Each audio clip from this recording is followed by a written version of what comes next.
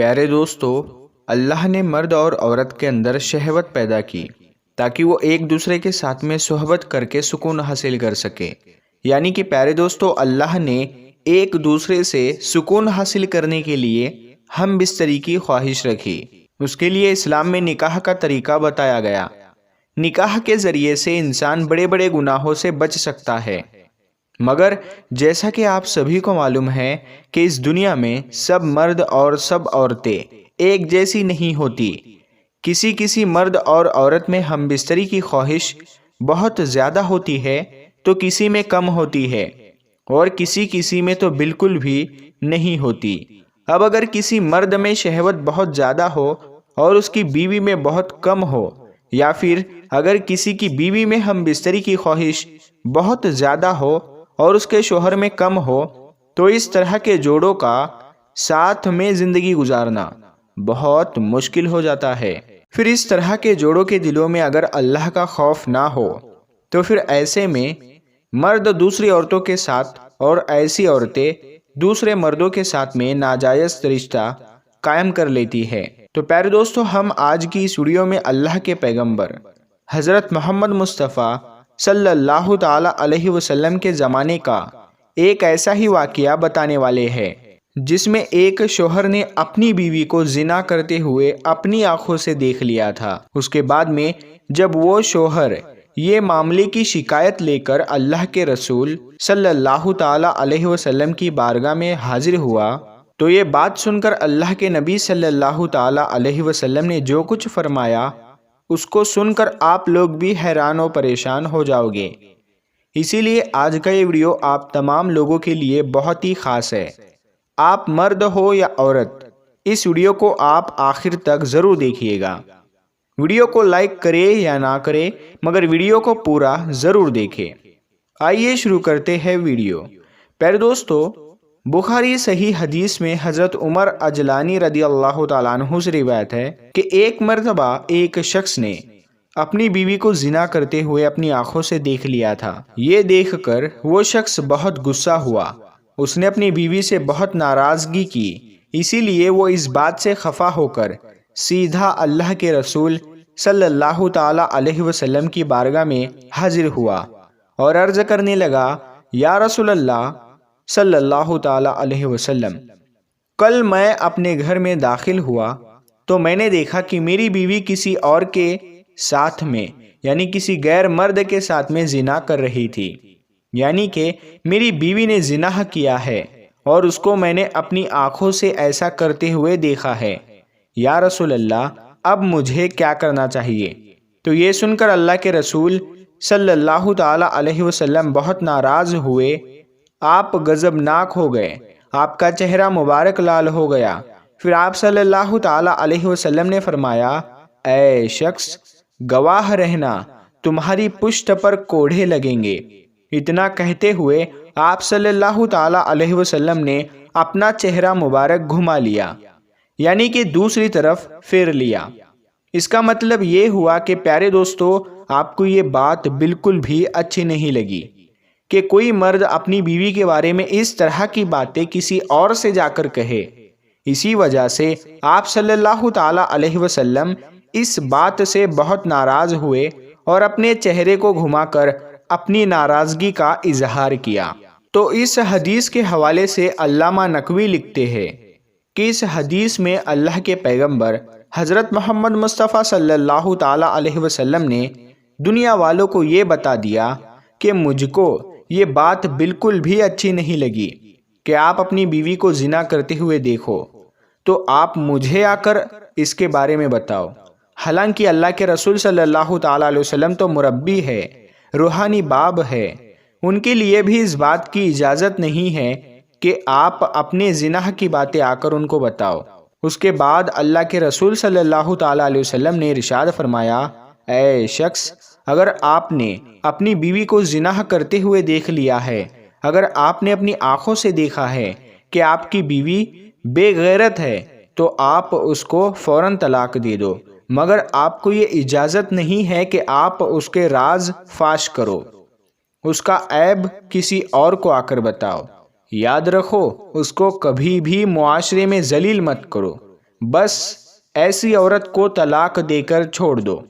उसके बाद में अगर कोई आपसे पूछे कि आप मियाँ बीवी में क्या मसला हो गया, आप दोनों जुदा जुदा क्यों हो गए, तो आप उसे सिर्फ इतना बोल दो कि हम दोनों में आपस में बनी नहीं, इस वजह से हम दोनों अलग हो गए।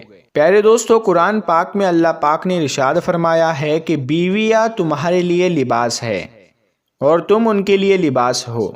लिबास इंसान की जीनत को बढ़ाता है और उसके ऐब को छुपाता है। इसी तरह से बीवी और शोहर को एक दूसरे के ऐबों को छुपाने की कोशिश करनी चाहिए और दूसरों के सामने एक दूसरे के ऐब को जाहिर नहीं करना चाहिए। अगर कभी किसी से कोई गलती हो भी जाए तो उसे नरमी के साथ में और सही बात समझानी चाहिए और गलत फहमी की वजह से पैदा होने वाली बातों और फितने फसाद से हमेशा बच कर रहना चाहिए। एक दूसरे की इज्जत की हिफाजत करनी चाहिए। अब सवाल आता है कि अगर किसी बीवी में शहवत बहुत ज़्यादा हो और उसके शोहर में बिल्कुल भी ना हो, यानी कि उसका शोहर नामर्द हो, तो ऐसी सूरत में उसकी बीवी क्या करे? इसके बारे में इस्लाम हमें क्या कहता है? अगर किसी औरत के सामने ऐसा मामला आ जाए, ऐसा मसला आ जाए, तो ऐसी सूरत में बीवी को चाहिए कि वो इस मुसीबत में अपने शोहर का साथ दे, यानी उसका इलाज वगैरह करवाने की पूरी कोशिश करे और जहाँ तक भी हो सब्र से काम ले, मगर किसी और के सामने अपने शोहर का ऐब जाहिर ना करे, यानी कि इसके बारे में किसी और से कोई बात ना करे और ना ही किसी और गैर मर्द के साथ में नाजायज़ रिश्ता कायम करने की कोशिश करे। हज़रत अब्दुल्ला बिन उमर रदियल्लाहु ताला अन्हु से रिवायत है, एक मरतबा एक औरत अल्लाह के नबी हज़रत मोहम्मद मुस्तफ़ा सल्लल्लाहु ताला अलैहि वसल्लम की बारगाह में हाजिर हुई और अर्ज़ करने लगी, या रसूलल्लाह सल्लल्लाहु ताला अलैहि वसल्लम, मैं मेरे शोहर से खुश नहीं हूँ।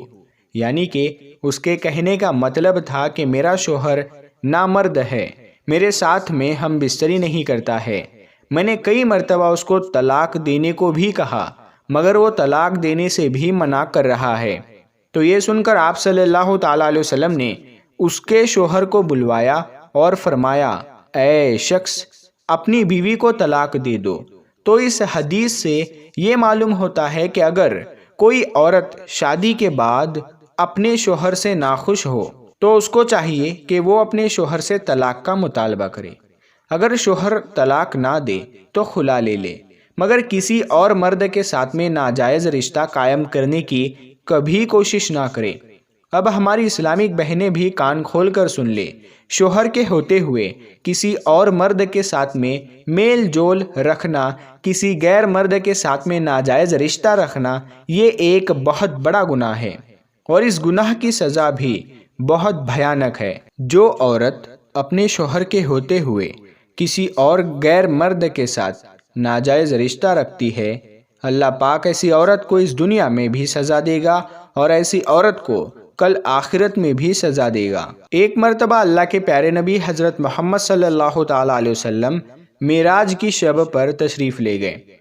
उस वक्त आपने वहाँ पर देखा कि कुछ औरतों को जहन्नुम में छातियों के बल उल्टा लटकाया हुआ है।